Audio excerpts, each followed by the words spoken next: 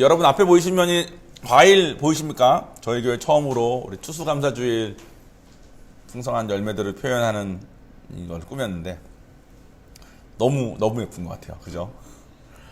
여러분 여기서 말하는 이 과일들이 의미하는 바는 뭐냐면 가운데 있는 이 예수님의 시신 보이십니까?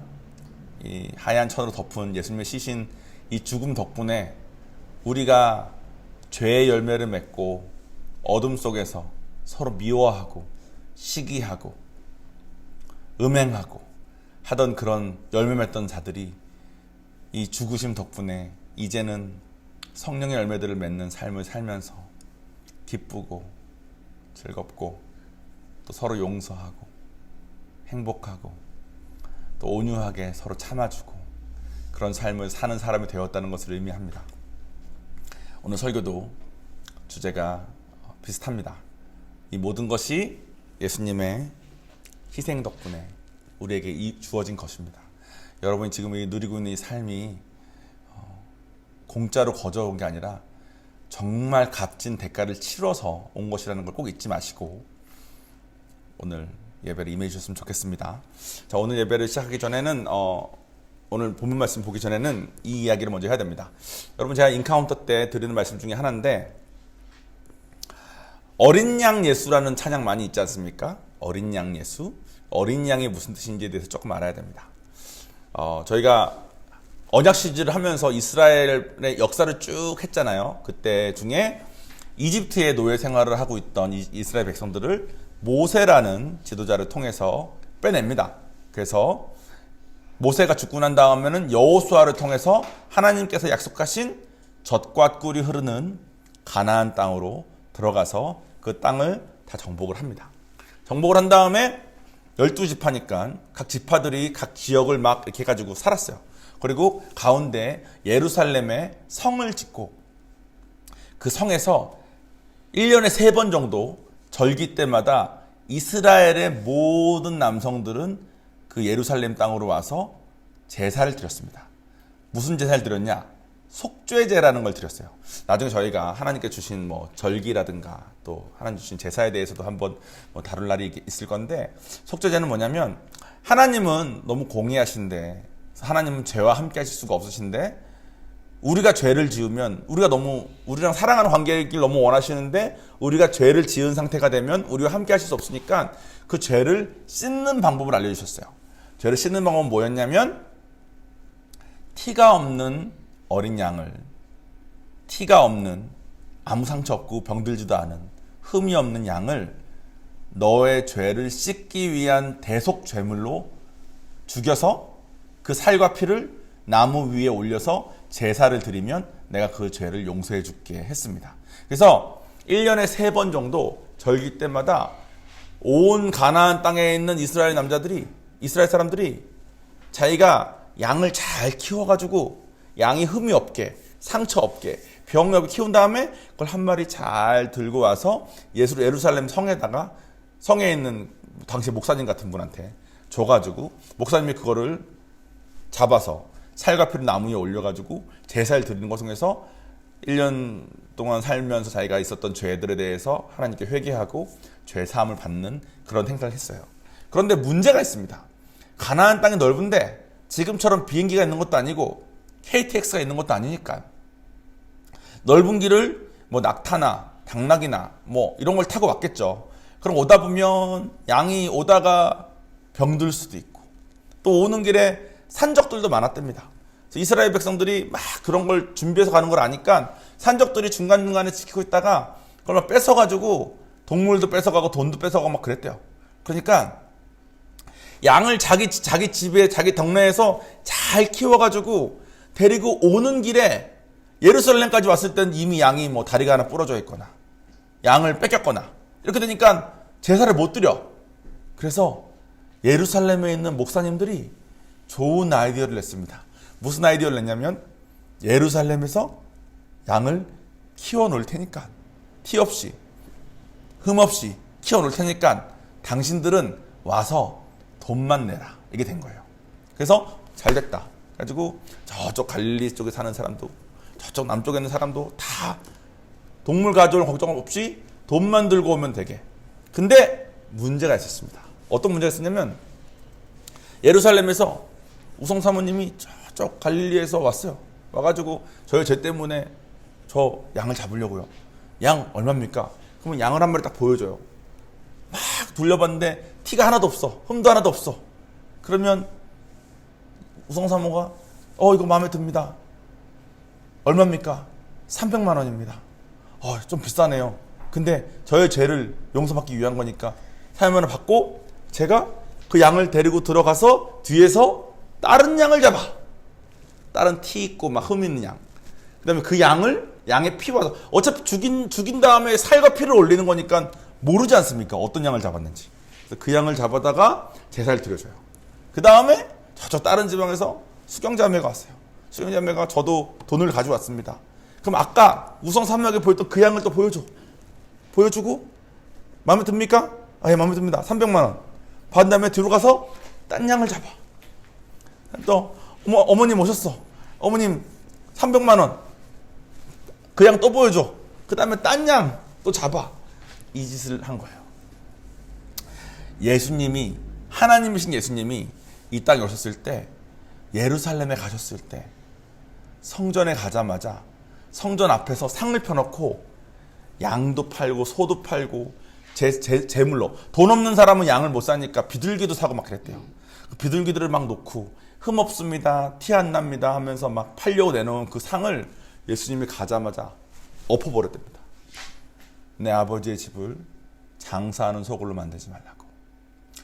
엎으신 다음에 오늘의 본문이 나옵니다. 오늘의 본문을 장로님께서 읽어주시면 감사하겠습니다.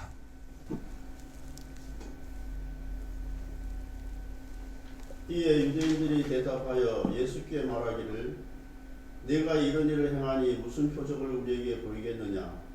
예수께서 대답하여 이르시되 너희가 이 성전을 헐라 내가 사흘 동안에 일으키리라.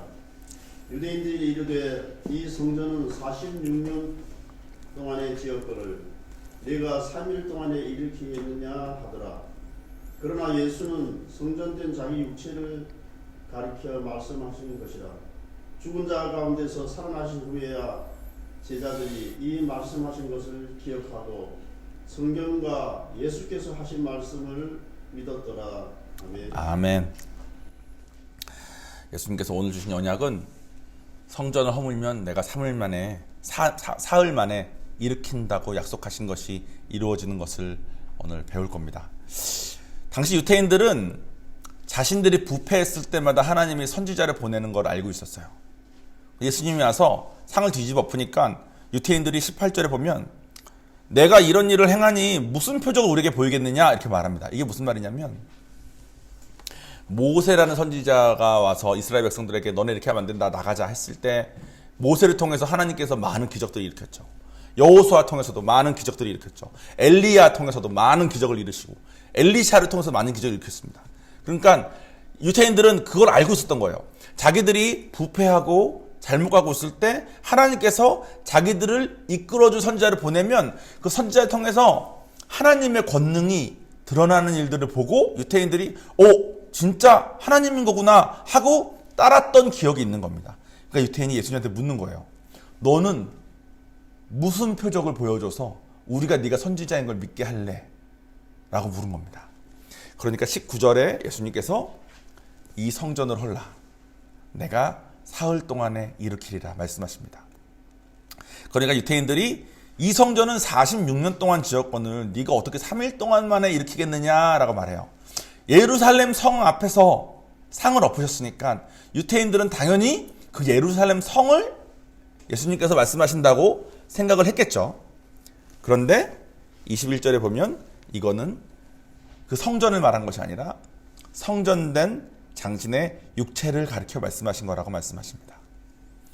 이때도 아무도 이해하지 못했고 나중에 22절에 보면 죽은 자 가운데 예수님이 정말로 부활하신 다음에 비로소 그때 그 말씀이 이 말씀이었구나 라고 깨달았다는 것이 오늘의 본문입니다. 부패했을 때 보내주신 선지자를 통해서 하나님의 권능이 일어나는 걸 보면 이거 진짜 하나님이구나 우리 똑바로 가야 되겠구나 라고 생각을 했다는 것은 무슨 말입니까? 자기들이 비둘기 팔고 양 팔고 판 다음에 뒤에 가서 딴 거 죽이고 하는 거가 잘못된 거라는 걸 이 사람들이 알고 있었다는 거죠. 자기들이 알고 있으니까, 이거 잘못된 거 알고 있으니까, 잘못된 게 없으면 뒤집어 엎으면 당신 이거 왜 뒤집어 엎냐, 왜 그러냐 이랬을 텐데, 그러지 않고 바로 야, 네가 우리가 잘못한 거 꾸짖으러 온 선지자야? 그럼 하나님 권능을 보여봐 했다는 거는 자기 자신도 잘못하고 있다는 걸 알았다는 거예요.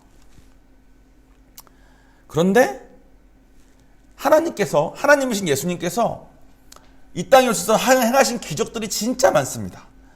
물을 포도주로 바꾸기도 하시고, 오병이어의 기적으로 5개의 빵과 2개의 물고기로 5,000명을 넘게 먹이기도 하시고, 병도 고치시고, 물 위도 걸으시고.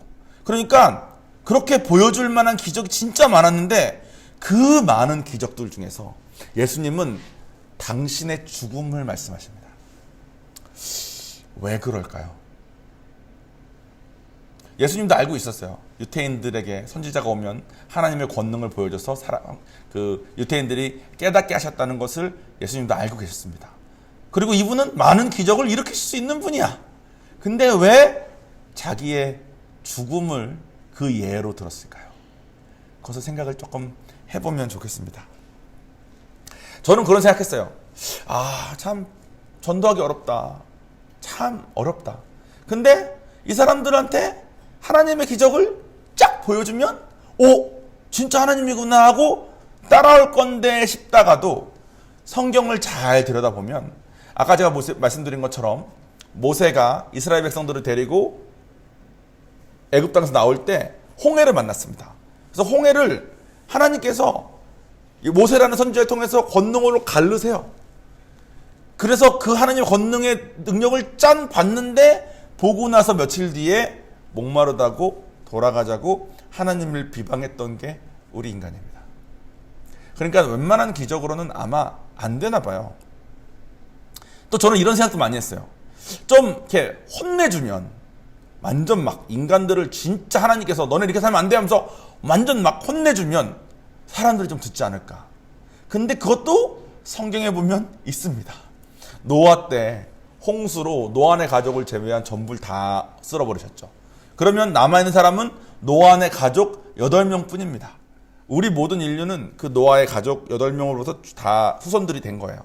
그런데 불과 100년 뒤에 아브라함 때쯤 됐을 때, 아브라함은 우상을 만드는 자의 아들이었습니다. 그러니까 혼내는 것도 인간한테는 별로 도움이 안 되나 봐. 이런 말도 많이 하시죠. 하나님이 내 눈앞에 짠 나타나면 내가 믿을 거야. 하나님 있으면 내 눈앞에 짠 보여봐. 이렇게 말씀하시는 분들도 되게 많습니다. 그런데 하나님은 빛이시고 우리는 죄 가운데 있는 어둠이기 때문에, 여러분, 깜깜한 방에다가 불을 딱 켜면 그 방에 있는 어둠들은 어떻게 되죠? 순식간에 다 사라지죠. 빛만 남죠. 그래서 하나님은, 모세가 하나님께 나에게 좀 보여달라고 했을 때도 하나님께서 모세에게 그렇게 말씀하십니다.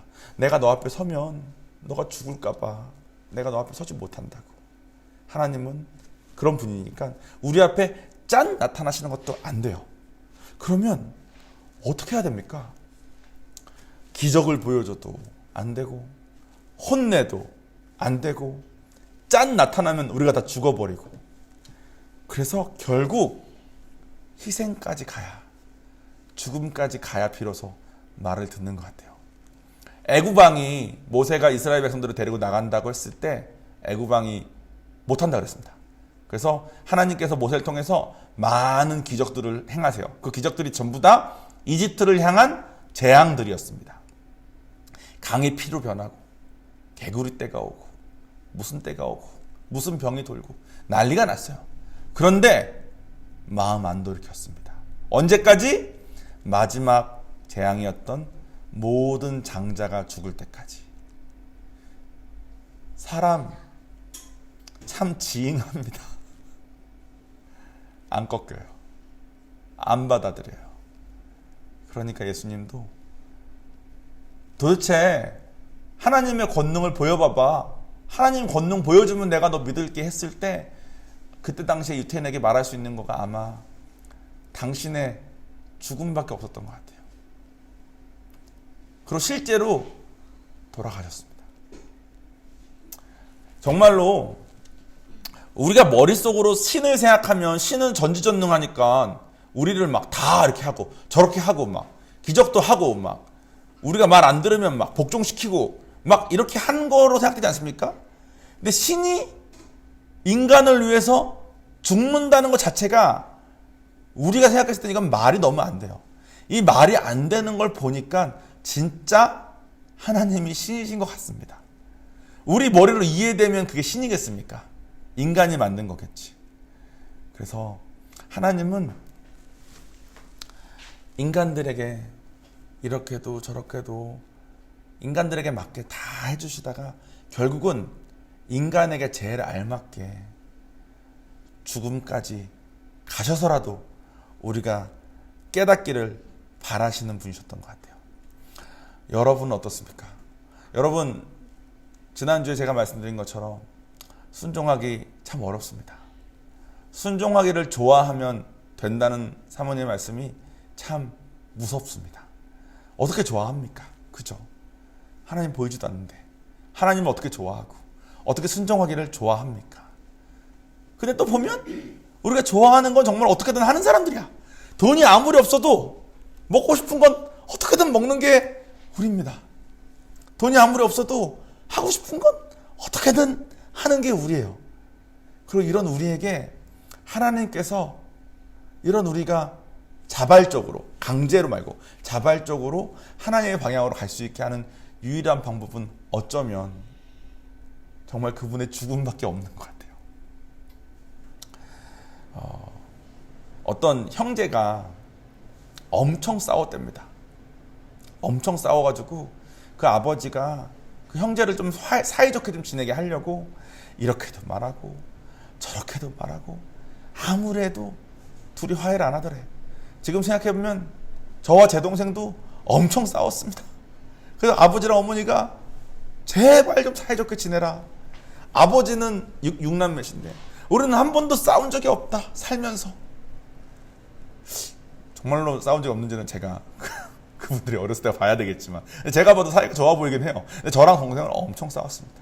근데 제가 지금 드리는 이 이야기의 형제도 엄청 싸운 거예요. 어린 상태로 싸운 게 아니라 나이가 들어서도 계속 싸우니까 그 나이들은 아버지가 내 평생 소원이다. 둘을 데려다가 혼도 내보고 둘에게 달래도 보고 이렇게도 말해보고 저렇게도 말해보고 아무래도 애들이 말을 안 듣는데 어느 날 그 형제 둘 사이에 재산 관련한 일까지 섞여가지고 형이 동생을 죽이겠다까지 한 거예요. 진짜로 죽이겠다까지. 그러니까 동생은 일단은 피신해 있었습니다. 그리고 형은 동생을 죽이겠다고 동생을 맨날 찾고 다니고 그거를 그 아버지가 알았어요. 그래서 그 아버지가 형에게 가서 동생을 죽이면 어떡하냐. 그러면 이 형은 아버지에게 그 동생이 나한테 뭘 했는지 당신이 모른다고. 아무리 아버지여도 저런 애는 없애버리는 게 낫다고. 너무 분노에 차가지고 아무 말도 들리지 않고 아무 소리도 들리지 않아서 그러고 있을 때 동생이 이렇게 도망만 다니고 못 살겠다 싶어서 어느 날 몰래 형의 집에 들어가서 형을 먼저 죽이기로 마음을 먹습니다. 동생이 형을 죽이기로 계획을 한 날 다 준비를 하고 형의 침대에 몰래 들어가서 형을 칼로 찔렀는데 찌르고 나서 죽은 걸 확인하고 나서 불을 켜보니 아버지였습니다. 아버지가 동생이 형을 죽일 것을 알고 형 침대에 몰래 누워 있었던 거죠. 아버지가 죽고 나서야 비로소 동생이 깨닫습니다. 이게 이럴 일이 아닌데. 형도 아버지가 죽고 나서야 비로소 깨닫습니다. 이게 이럴 일이 아닌데. 죽을 놈은 동생인데, 죽을 놈은 난데 왜 아버지가 죽나. 그 어떤 방법으로 듣지 않던 형제가 아버지가 죽고 나서야 비로소 화해하고 서로 사랑까지 못하더라도 더 이상 죽이겠다고는 안 사는 그런 삶을 살게 됐다는 이야기를 제가 들은 적이 있습니다. 우리 사람은 참 그런 것 같아요. 여러분, 우리가 변하기 어려운 만큼 우리가 누군가를 전도하기도 참 어렵습니다. 누군가를 전도할 때 이 사람 하나님 좀 만났으면 좋겠는데, 이 사람 이렇게 좀 됐으면 좋겠는데, 아무리 마음 먹어서 아무리 잘해주고 아무리 이렇게 저렇게 해도 사람 마음 참 안 바뀌는 것 같아요. 근데 우리가 그 사람 보기에 거의 죽기까지 희생하는 모습, 죽기까지 노력하는 모습, 죽기까지 변화되는 모습, 그게 전달될 때 비로소 사람들이 변하는 것 같습니다. 동의가 되십니까? 여러분도 누군가의 그런 희생으로 이 자리까지 오시지 않으셨습니까? 저도 제가 진짜 많이 무시했는데 저에게 그렇게 무시받던 형들, 누나들, 전도사님들, 목사님들의 희생으로 비로소 여기까지 온 것 같아요. 하나님의 길은 그런 것 같습니다.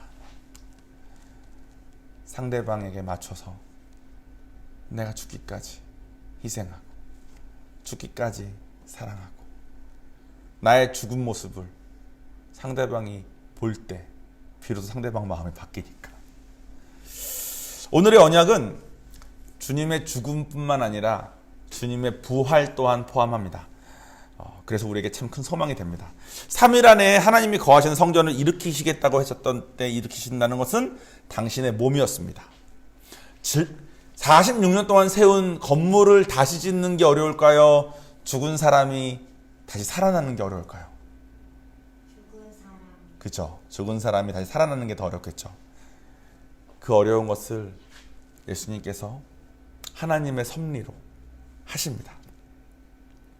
잡혀가시던 날 밤에, 잡혀가시기 전에 동산에 올라가서 기도하시다 잡히셨는데 동산에 올라가시기 전에 제자들을 다 모아놓고선 오늘 이렇게 준비된 성찬을 예수님께서 가르쳐 주셨습니다. 떡을 주시면서 이건 내 살이다. 포도주를 주시면서 이건 내 피다. 이걸 먹고 나를 기념하라 하십니다. 제자들 당연히 이해 못했죠. 뭔 소리야? 뭔 소리야? 했겠죠. 근데 정말로 예수님이 잡히셨을 때 열심당원이었던 몇몇의 제자들은 드디어 예수님께서 하나님이시니까 로마를 쳐부수고 우리를 해방시켜 줄 거라고 생각했습니다. 해방시켜 주기는 커녕하고 진짜 힘없는 자처럼, 정말 아무 반항의 의지가 없는 자처럼 아무 말 없이 십자가에 달려 돌아가셨습니다. 그리고 그때까지만 해도 이해를 못했는데 금요일 날 돌아가셨어요. 물론 신학자들마다 목요일이다, 수요일이다 말이 많은데 저는 금요일이라고 저희 신학교에서 배웠습니다. 금요일 날 돌아가시고 시간상으로 금요일 날 돌아가시고 토요일 날 지나고 일요일 날 새벽에 부활하셨습니다. 그래서 3일 만이라 그래요. 시간상으로는 72시간은 아닌데 금, 토, 일 이렇게 3일. 그래서 예수님께서 돌아가시기 전에 내 살과 피를 먹으며 나를 기념하라 하셨고 주일날 부활하셨기 때문에 우리가 그 뒤로 모든 교회가 주일날 예배를 드립니다. 주일날 예배를 드려야 되는 내용은 오늘 이 성찬을 같이 행하면서 예수님을 기억하는 겁니다. 우리가 찬양 때 했던 것처럼 또 기도 때 했던 것처럼 예수님께서 날 위해서 돌아가시기까지 하신 거. 왜냐면 주님이 돌아가시지 않으셨으면 나 안 바뀌었을 거니까. 나 조금 혼나고 좀 기적 보고 이런 걸로 마음 돌이킬 사람 아니니까. 예수님께서 죽기까지 하셨기 때문에 오늘 이렇게 맺어져 있는 이 열매들을 맺고 살 수 있게 됐다라는 것을 기념하고 기억하고 감사하고, 또 이분이 죽음으로 끝난 것이 아니라 3일 뒤에 약속하신 것처럼 당신의 몸을 다시 일으켜서 부활하셨기 때문에 우리도 부활할 거고 우리에게 소망이 있다는 것을 알려주시기 위해서 하셨다는 것을 붙잡는 겁니다. 저는 만약에 제가 구약시대가 가 아직까지 유지가 돼서 예수님이 오시기 전인데 그럼 여전히 양을 잡아야 되는데 제가 만약에 그때 목사가 되라고 컬링을 받았으면 저는 하나님께 저는 순종을 못할 것입니다 말했을지도 모르겠습니다. 저는 물고기 낚싯바늘에 걸린 물고기 입 벌려서 낚싯바늘도 못 빼는 사람인데 제가 어떻게 양의 살과 피를 맨날 잡아다가 그거를 나무 위에 올려놓고 하겠습니까? 그런데 어린 양으로 오신 예수님께서 우리가 잡아야 되는 양들의 살과 피가 아니라 당신의 살과 피를 나무 십자가 위에 올리심으로 우리를 위한 제사 제물이 되셨습니다.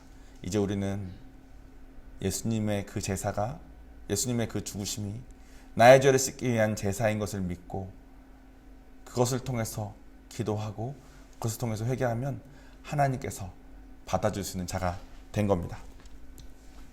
자, 오늘 성찬을 할 건데요. 여러분, 방금 설교 들으시면서 왜 이분이 죽기까지 해야 되는지에 대해서 조금은 그래도 마음에 와닿으셨기를 바랍니다. 저는 저를 보면 진짜 인정돼요. 저는 죽기까지 안 했으면 절대 안 받아들였을 거거든. 전 다 깠을 거예요. 다 무시하고. 죽기까지 하셨어야만 받아들이는 저 같은 놈을 위해서 죽으셨는데 여러분들도 여러분 마음속에 개인적으로 내가 죽기까지 하셔야 믿는 사람인가? 생각을 해보시고 만약에 저처럼 그것에 대한 공감이 되신다면 당신의 죽음 덕분에 제가 비로소 꺾였습니다. 당신의 죽음 덕분에 제가 비로소 주님 앞에 무릎 꿇을 수 있게 됐습니다. 인정하시고 주님의 살과 피를 드시고 옆에 꾸며져 있는 과일들을 보시면서 이분의 죽음 덕분에 내가 맺은 삶의 열매들을 감사함으로 기도하는 시간을 가지면 어떨까요? 자, 기도하겠습니다. 내가 너희에게 전한 것은 주께 받은 것이니 곧 예수께서 잡히시던 밤에